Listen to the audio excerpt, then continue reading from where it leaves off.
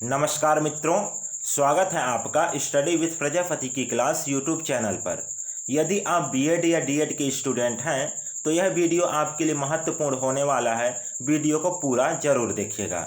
देखिए, हम चर्चा कर रहे थे सूक्ष्म पाठ योजना बनाया कैसे जाता है, उसमें कौन कौन से बिंदु होते हैं और जो सूक्ष्म पाठ योजना है तो उसमें कौन कौन से कौशल होते हैं। तो जो कौशल का जो लेसन प्लान है, जो माइक्रो टीचिंग लेसन प्लान है, तो वो हम बनाना सीख रहे थे, जिसमें हम पिछले वीडियो में प्रस्तावना कौशल का 3 लेसन प्लान बता चुके हैं। यदि उस वीडियो को आप नहीं देखे हैं तो आपको लिंक मिल जाएगा डिस्क्रिप्शन बॉक्स में, वहां से जाकर आप वीडियो देख सकते हैं।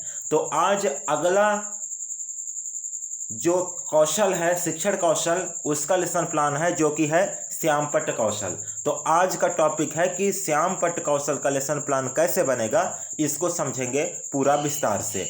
वीडियो में आगे बढ़ने से पहले आपसे छोटा सा एक रिक्वेस्ट है कि अभी तक आपने हमारे चैनल को सब्सक्राइब नहीं किया है तो चैनल को सब्सक्राइब जरूर कर लीजिए।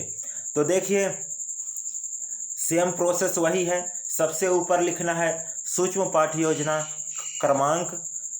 3 लेसन प्लान हम पहले ही बता चुके हैं, तो ये सूक्ष्म पाठ योजना का चौथा है। ठीक है, तो हम यहाँ लिखे हैं सूक्ष्म पाठ योजना क्रमांक 4।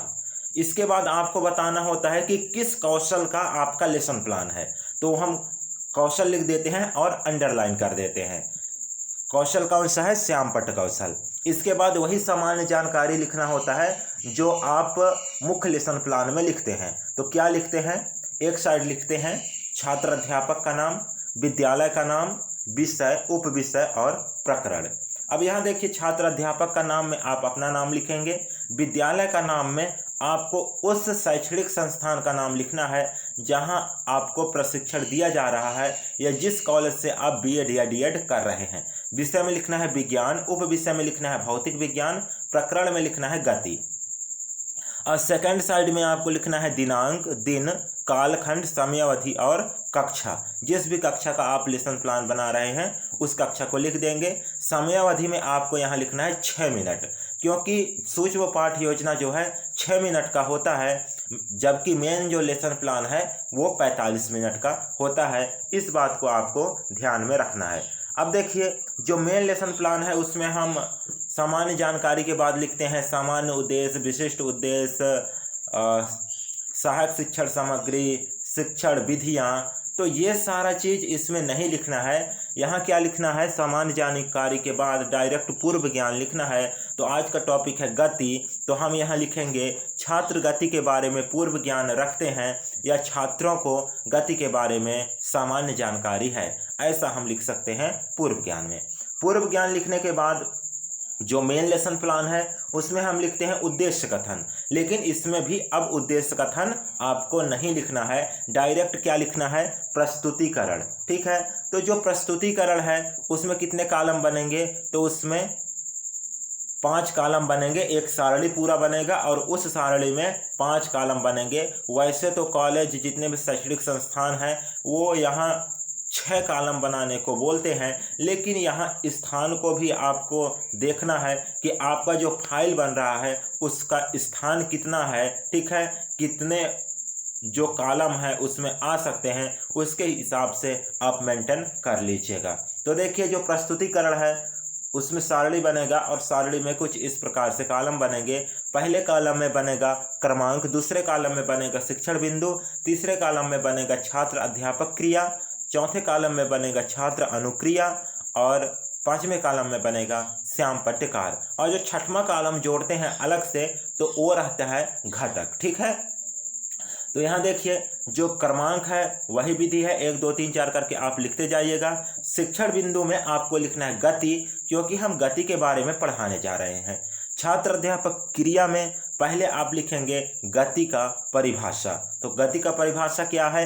यदि कोई वस्तु अन्य वस्तुओं की तुलना में समय के सापेक्ष में स्थान परिवर्तन करती है तो वस्तु की इस अवस्था को गति कहा जाता है। छात्र अनुक्रिया में क्या लिखना है? छात्र ध्यानपूर्वक सुन रहे हैं। और श्यामपट्ट कार्य में क्या लिखना है? सबसे ऊपर आपको लिखना रहता है श्यामपट्ट में।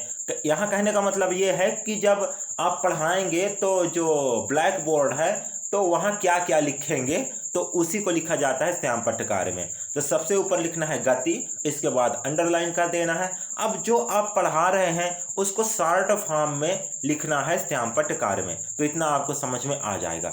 अब मैं पूरा प्रस्तुतिकरण आपको पढ़कर सुनाने वाला नहीं हूँ, क्योंकि यदि पूरा पढ़कर सुनाऊंगा तो ये वीडियो बहुत ही लंबा हो जाएगा। मैं इसको पूरा खिसका कर दिखा दे रहा हूँ, जहाँ आपको लगे कि हमको यहाँ रोक कर इसको समझना चाहिए, जानना चाहिए, तो आप समझ सकते हैं। और यदि आपको इसका PDF चाहिए तो लिंक मिल जाएगा डिस्क्रिप्शन बॉक्स में, वहाँ से आप PDF जरूर डाउनलोड कीजिएगा। PDF डाउनलोड करने का आपको यह फ़ायदा होता है कि आपको एक लेसन प्लान के साथ 3 लेसन प्लान का जो PDF है वो मिल जाता है आसानी से। एक ही PDF में 3 लेसन प्लान हम दे रहे हैं, तो PDF जरूर डाउनलोड कीजिएगा। देखिए ये है प्रस्तुतिकरण, पूरा इस प्रकार से बनेगा।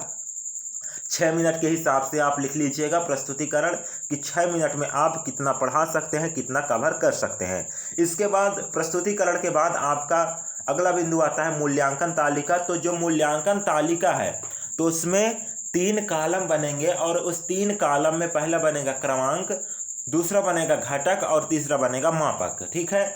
और अब जो मापक है तो जो मापक है उसको भी 3 भाग में डिवाइड करेंगे, 3 कॉलम में डिवाइड करेंगे। कौन कौन से?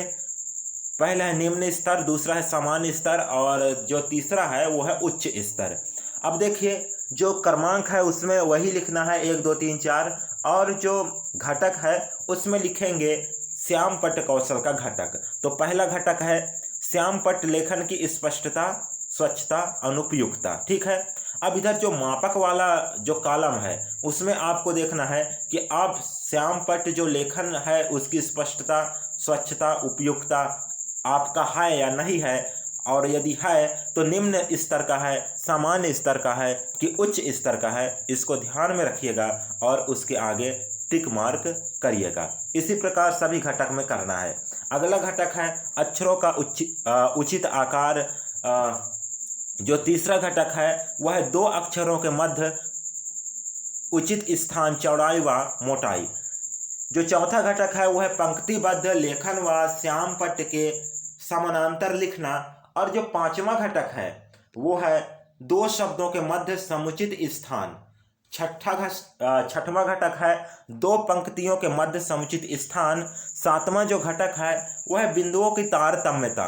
बिंदुओं की तारतम्यता मतलब जब आप लिख रहे हैं तो वो आप निरंतर लिख रहे हैं कि आप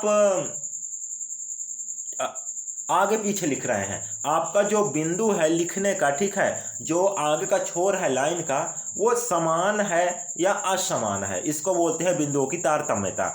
अब जो 8वां है वो है साफ व स्पष्ट चित्र व रेखा चित्र बनाना। तो आप देख लीजिएगा कि आप श्याम पट्ट में स्पष्ट चित्र बना पा रहे हैं या नहीं बना पा रहे हैं, और यदि बना पा रहे हैं तो उसका स्तर निम्न है, सामान्य है या उच्च है, तो उस स्थान पर आपको टिक मार्क करना है। ये आपका यहाँ समाप्त होता है जो मूल्यांकन तालिका है। मूल्यांकन तालिका जैसे समाप्त होगा इसके बाद अगला बिंदु आता है आलोचना और सुझाव का। तो आलोचना और सुझाव में आपको 1 2 3 करके छोड़ देना है, क्योंकि इसमें जो पर्यवेक्षक होते हैं, जो निरीक्षक होते हैं, वो आलोचना या सुझाव लिखते हैं। इतना लिखने के बाद सबसे नीचे आपको लिख देना है पर्यवेक्षक हस्ताक्षर, निरीक्षक हस्ताक्षर और छात्र अध्यापक हस्ताक्षर। तो आई होप कि आपको श्याम पट्ट कौशल का लेसन प्लान कैसे बनाया जाता है ये समझ में आया होगा। यदि वीडियो अच्छा लगा हो तो वीडियो को लाइक कर दीजिए और अपने मित्रों के साथ, अपने दोस्तों के साथ, अपने सहपाठियों के साथ ज़्यादा से ज़्यादा शेयर कीजिएगा। अगला वीडियो हम लेकर आ रहे हैं इसी श्याम पट्ट कौशल का, जो कि 5वां लेसन प्लान होगा। तो वीडियो में लगातार आप बने रहिए और हमेशा लाभ उठाते रहिए। फिर मिलते हैं नेक्स्ट वीडियो में, तब तक के लिए धन्यवाद। जय हिंद।